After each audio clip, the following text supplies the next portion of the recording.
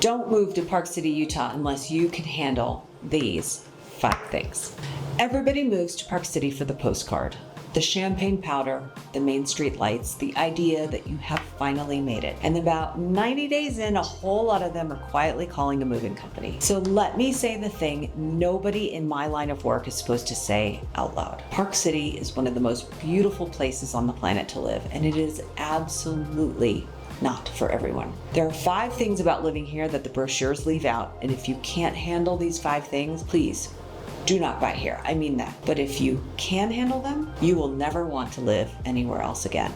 So stick with me, because number 3 is the one that's about to catch a lot of people completely off guard. Hi, I'm Lynne, and I've spent years helping people move to and buy in Park City, Utah. I've had the fun conversations, the ones where somebody closes on their dream mountain home and cries happy tears in the driveway. Unfortunately, I've also had the hard conversations, the one where somebody realizes about a year in that they fell in love with a vacation, not a hometown. My whole job is to make sure you end up in the first group and not the second. So today, I'm not going to sell you on Park City. I'm going to do the opposite. I'm going to walk you through the 5 things you genuinely have to be able to handle before you move here, in order from the one that stops people cold all the way to the one that decides whether you'll actually be happy here long term. And I promise you, by the end of this video, you're going to know exactly which group you're in. If you find this useful, or if you know somebody who keeps threatening to move to the mountains someday, do me a favor and hit subscribe. It genuinely helps me keep making these, and it helps the right people find them. Okay, let's get into it. The price of admission is real, and it's not just the house. Let's start with the one that ends the dream the fastest, because there's no point sugarcoating it. Park City is expensive. Not nice suburb expensive, it's a different category entirely. Here's the honest picture, and I want to be careful with the numbers because you'll see them reported all over the map depending on who's counting. According to the Park City Board of Realtors, the median single-family home inside Park City proper has been sitting right around $4 million. And across the greater Park City and Snyderville Basin area, the single-family median has been holding near $3.5 million. Now, if you go pull up Redfin or Zillow, you might see numbers that look lower, sometimes well under 3 million, or a percentage that swung way up or way down. And I want to explain that because it trips people up constantly. Those gaps aren't anybody lying to you. They're just measuring different things. One source counts only the zip code. Another counts the whole MLS region. One blends in condos, which pulls the median price down. Another looks at single family homes only, which pushes it back up. In a small market like ours, a couple of $10 million sales in a slow month can make the average look wild. So when you see 3 different prices for Park City, that's why. The truth lives in the range, not in any one headline. Here's what that actually means for you in plain English.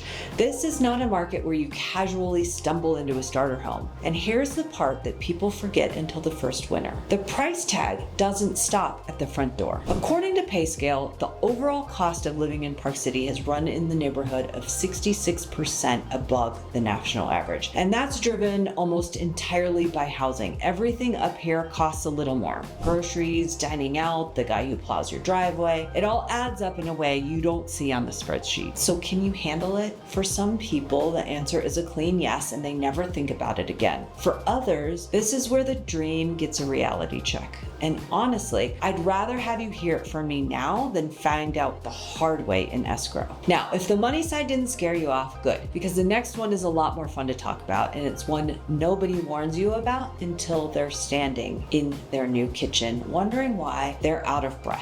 The air is thinner than you think. Park City sits at roughly 7,000 feet above sea level. 7,000, and the ski runs above town climb to nearly 10,000. To put that into perspective, downtown Salt Lake City, which is only about a 40-minute drive away, sits around 4,300 feet. So you are living way up, and your body notices it.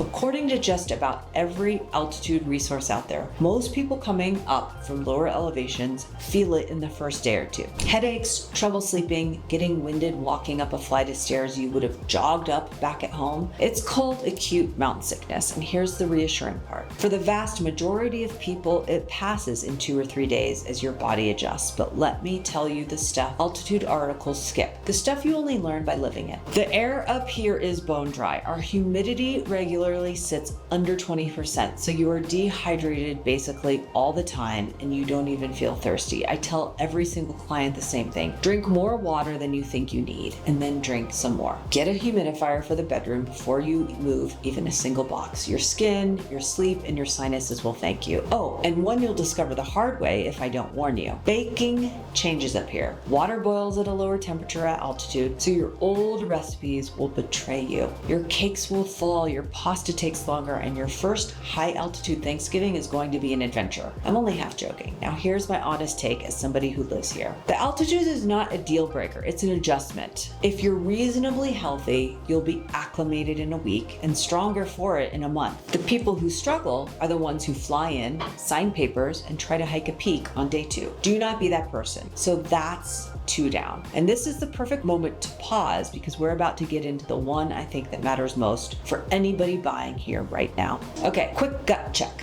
So far, we've covered the 2 things people brace for. The price, which is the number one reason folks kind of fall out of love with the idea, and the altitude, which is really just a body adjustment. And notice what I said at the very top. Everybody moves here for the postcard, and the postcard leaves things out. Those first 2, those are the ones you can Google. The next 3 are the ones you can't. We've still got the revelation that's quietly reshaping this entire town. The winter logistics separate the people who stay from the people who leave, and then the big one at the end, the thing that ultimately decides whether Park City becomes your home or just your regret. And I'm telling you, that last one is the real test. Now, if you're watching this because you're seriously thinking about a move, do yourself a favor. I've put together a free Park City relocation guide that lays out the neighborhoods, the price ranges, school situations, and all the stuff you actually need to know before you start touring homes. It's the exact resource I wish every one of my clients had before they started. The link is in the description. It's completely free and it pairs perfectly with what we're about to get into. Go grab it, then come right back here because this next one changes the whole conversation. The revelation. The Park City you're picturing is already changing. Here's the one nobody sees coming. Most people move here with a snapshot in their head. Sundance Film Festival, movie stars on Main Street in January, that indie film, artsy, glitzy identity Park City has carried for 40 years. I need you to update that picture because according to the Sundance Institute and confirmed all over national reporting, including NPR, the Sundance Film Festival held its final Park City edition and is relocating to Boulder, Colorado, starting in 2027. 40 years and then it's gone. That is a genuinely big deal, and I don't want to pretend it isn't. Now, here's where I'm going to push back on the doom and gloom takes you might see online, because this is where local perspective actually matters. Losing Sundance is a real loss. The festival brought energy and money and certain magic to those cold January weeks. But if you think Sundance leaving means Park City is fading, you have the story backwards. Here's what I've watched happen with my own eyes. Park City has quietly graduated from being a winter and festival town into a genuine year-round destination. The summers up here are extraordinary. Mountain biking, hiking, concerts, farmer markets, cooler nights, temperatures 15 degrees below the Salt Lake Valley when it's baking down there. More and more of the people I work with aren't coming for the powder at all. They're coming for the whole lifestyle, 12 months a year, and the market is reflecting that. Even with all the noise, the fundamentals here haven't cracked. According to the Park City Board of Realtors, prices in most areas have held firm or even risen, and buyers didn't run for the exits when interest rates moved around. What we're seeing instead is a more deliberate, intentional buyer, someone who takes their time, tours a few neighborhoods, and buys a lifestyle instead of grabbing any house with a roof before dinner. So here's my honest opinion. Park City isn't losing its identity, it's evolving into a bigger one, but you have to be someone who can handle a place that's changing under your feet, not the frozen in time postcard you may have pinned on your fridge. If you need everything to stay exactly as it was in 2015, this town is going to keep surprising you. And speaking of things that'll surprise surprise a newcomer. Let's talk about what happens the very first time it really snows. Winter here is a lifestyle, not a season. Everybody says they want snow, and Park City delivers. According to Park City Mountain Resort, the mountain averages around 350 inches of snow a season, and there have been record years pushing past 600 inches. Now, quick honesty moment, because you'll see smaller snowfall numbers floating around for Park City too. That's the same measuring quirk again. The summits way up on the mountain catch dramatically more snow than the valley floor where your house actually sits. So the resort's 300 plus number is real, and the lower town level numbers are also real. They're just measuring different elevations. Either way, the takeaway is the same. You are going to live with a lot of snow, and here's what the vacation version of Park City never shows you. Snow is glorious when you're a tourist. It can be a part-time job when you're a resident. You will shovel, you will own a good snowblower, or you will pay someone who does it for you. You will need all-wheel drive and real winter tires, not the all-season ones that came on the car, actual winter tires. This is not optional up here. The one that really gets newcomers though is the commute. If you're driving down to Salt Lake for work or the airport, you're going through Parley's Canyon on I-80. On a clear day, it's a beautiful 35-minute drive. During a storm, according to the Utah Department of Transportation, that canyon regularly goes under traction loss. Sometimes they flat out tell you to delay travel, and a normal drive can double or worse. I've had clients sit in that canyon long enough to reconsider some life choices. Here's my take, and it's a hopeful one. Winter is not the enemy. It's the price of the thing you came for. The people who thrive here are the ones who lean in.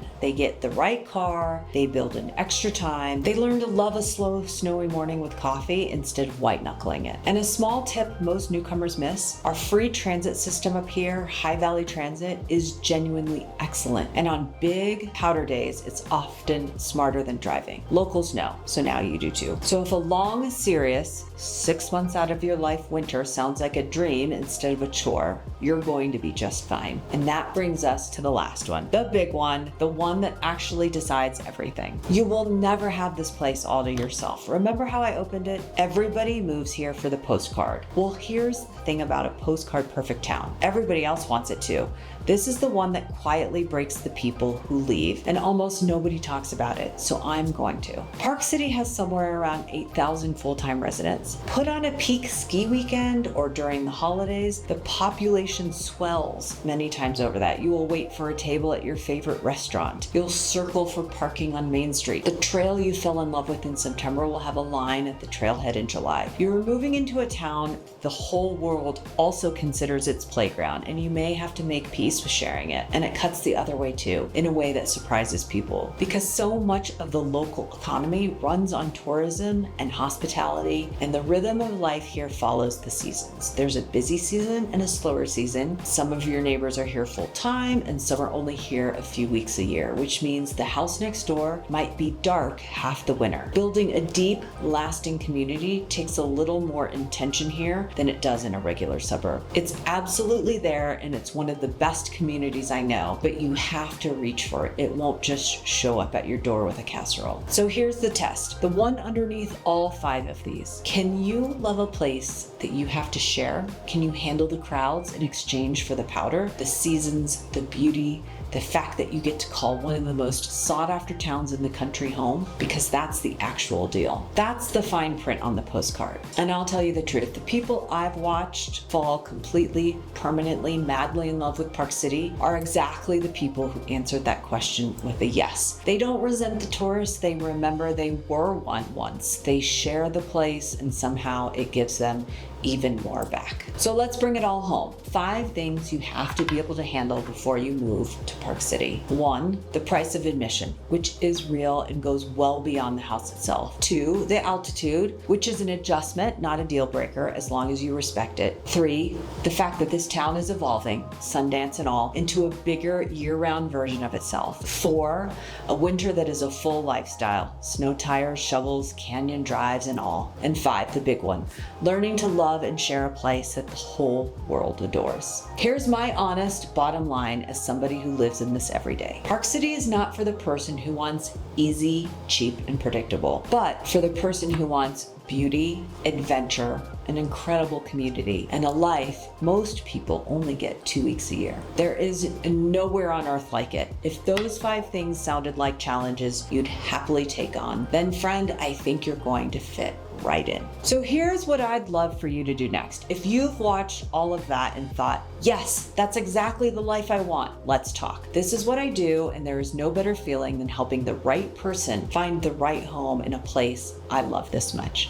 My contact information is right down in the description. Reach out, tell me what you're looking for, and let's figure out if Park City is really your fit. No pressure, just a real conversation with somebody who knows this town inside and out. And before you go anywhere, grab that free Park City relocation guide I mentioned earlier. The link's in the description. It walks you through the neighborhoods, the price ranges, the schools, and everything needed to start smart. It is the perfect next step after this video. And did I mention it's free? Go and grab it. Then once you've done that, go ahead and watch the video I've got queued up right here next, where I break down the exact neighborhoods I'd recommend for first-time Park City buyers. It's the natural next chapter to this one. I'm Lynne Chabris. Thanks for hanging out with me today. And whether Park City ends up being your home or just your favorite trip, I hope I'll see you up on the mountain. Take care.